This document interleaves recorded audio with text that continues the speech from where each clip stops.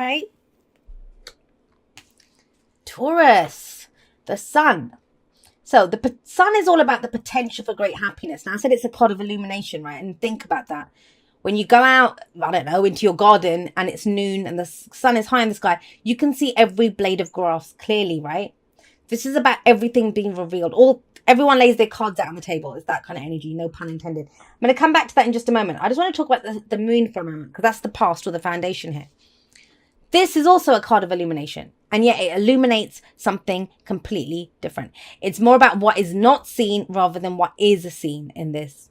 So think about it. You go out into the same garden and the moon, even if it's a full moon and it's high in the sky, you can't see everything clearly. There's shadows everywhere. Might be your own backyard, but it's still frightening. There's shadows out there. You don't know what's in the shadows. And so when the moon comes up, we can't fully trust what we're seeing because it's not like the sun where everything's revealed. We can't fully trust what's seeing. It can be secrets. But the main energy of this card is what is in the shadows. Now, people might say, I don't know. I can't see what's in the shadows. But you can bet that you will come up with a million different reasons of why not to go out in the garden or not to walk down that street where there's too many shadows. There could be a wild dog. There could be someone waiting to attack me. There could be something there that I could trip up on. All of this kind of stuff. Now, when the moon comes up, we go slowly because we don't see things clearly and we're afraid. This is fears. This is doubts. And so it feels like you've been working through a lot of this coming up as the foundation, right? A lot of shadow work. You might have had to confront a lot of your fears. There may have been secrets that have come up that, have confirmed your fears, or those are what you feared anyway. But there's a shift in that now. Right now, this week, we have the sun coming up. So the sun this always serves us because when we looked at our fears and doubts, we looked at everything. Now there's clarity. Now we see the potential for great happiness. Now we see how we're going to go forward.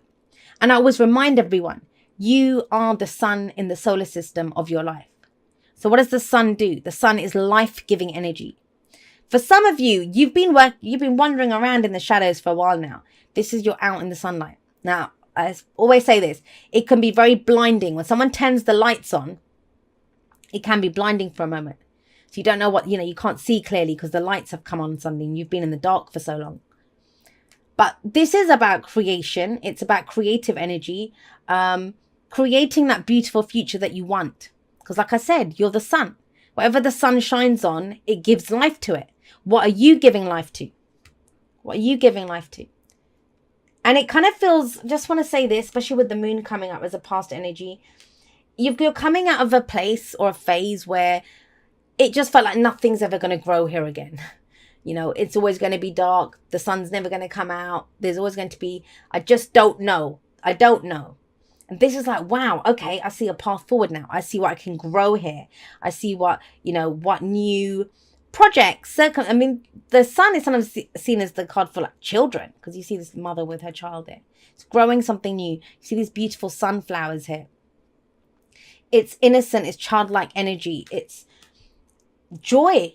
It's joy returning, which, when you come out of the moon energy, that can be hard to fathom. What would be your first reaction? It is your reaction. It is the Seven of Cups, which is, this is too good to be true. I get that. That's why I went that way around. You can see that, right? If you've been in the dark and suddenly the lights come on, first of all, you can't see things clearly anyway. So even though the lights are now on, you're second guessing.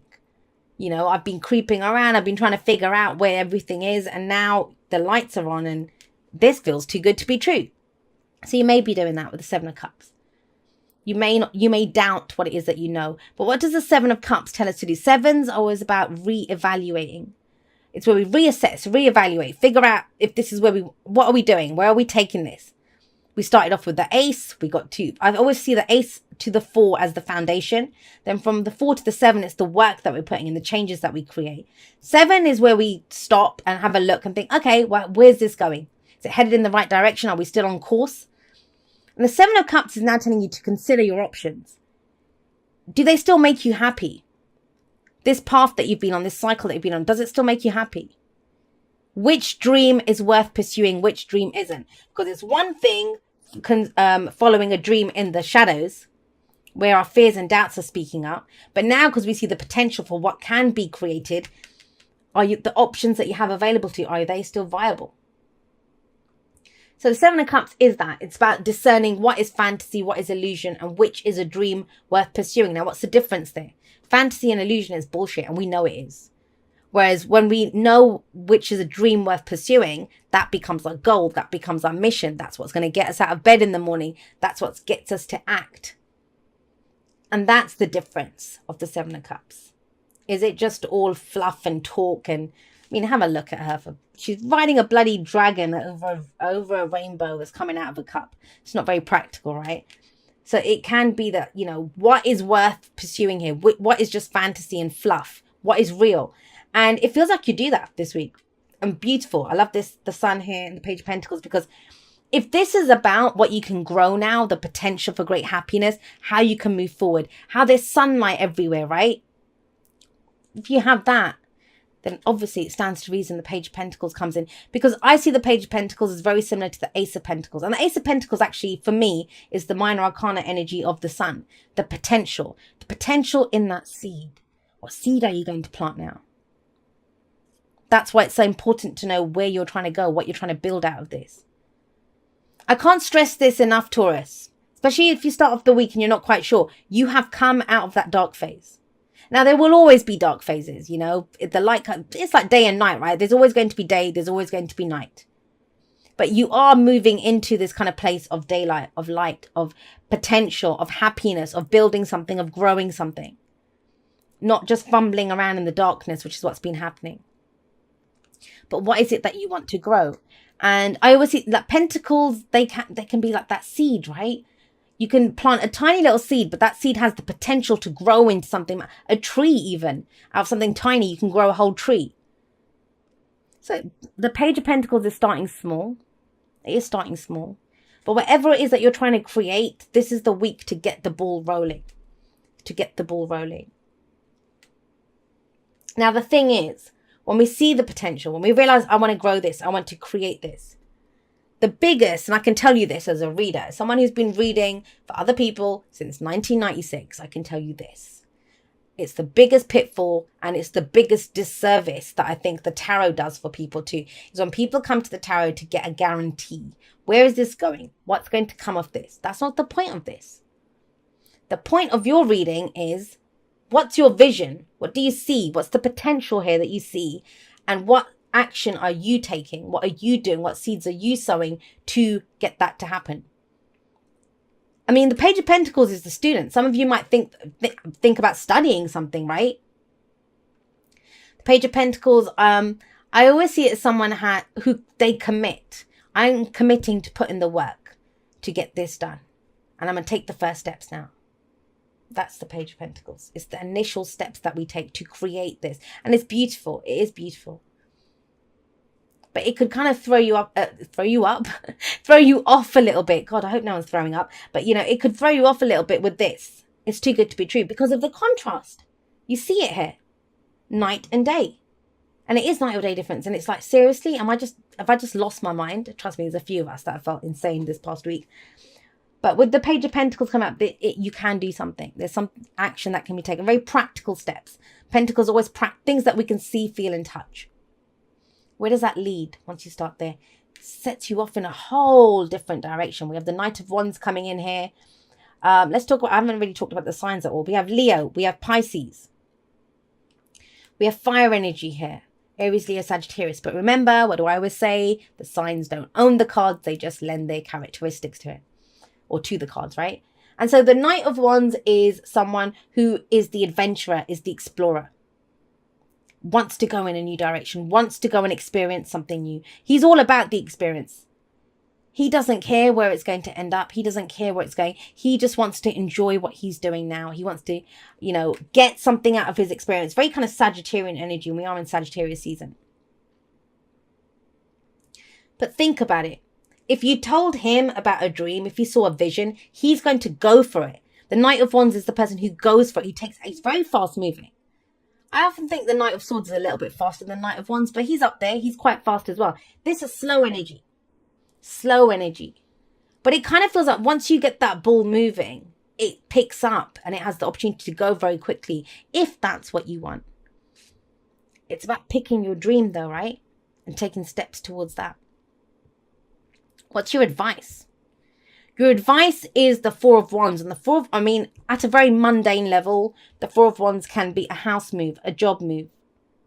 But I kind of feel what it's telling you here is all of this, the soul searching, the shadow work, the fears and looking at the fears and doubts, you know, whatever, you might have been working on something in secret, whatever it is, it's given you a solid foundation. That's what the Four of Wands says. The Four of Wands tells you you have a solid foundation here. It comes from this, comes right out of this. So when we get to here, it says, first of all, be grateful for how far you've come. Appreciate this, celebrate the foundation, celebrate what you've been through. And I know it's hard. You know, some people are like, well, I want to get going. I want to do something else. No. First of all, gratitude, appreciation for how far you've come and what you've learned from that. It's given you a very solid foundation. The Four of Wands always says that. And fours are always about pausing. Take a pause here now. Appreciate how far you've come. Some of you from this, I mean, because this is the advice of how to get to that future. You might decide to take a pause from whatever it's trying to build by going traveling, going on vacation. The Knight of Wands is that kind of, it can be literally traveling, right?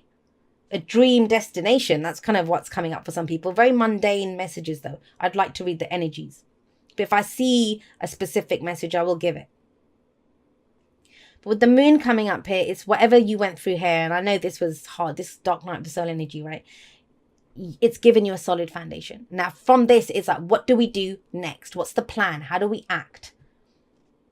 And think about it. If you have a solid foundation, you've got a solid, a stable basis on which to build. So it doesn't matter so much. Because the problem with the Page and the Knight of Pentacles a little bit, they want guarantees of where they're going. That's why they take a lot of time looking at the fine print, figuring out the details. What next step should I take?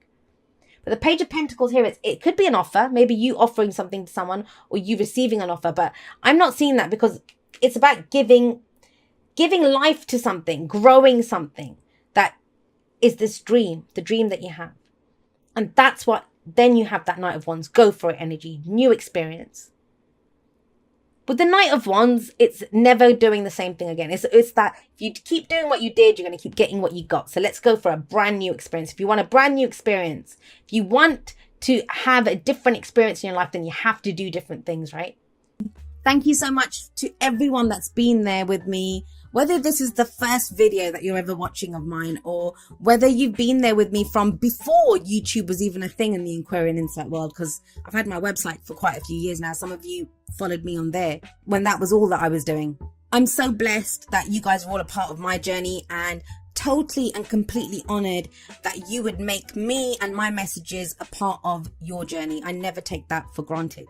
So I love you guys very much. I will see you next time, but that's all for now. Goodbye.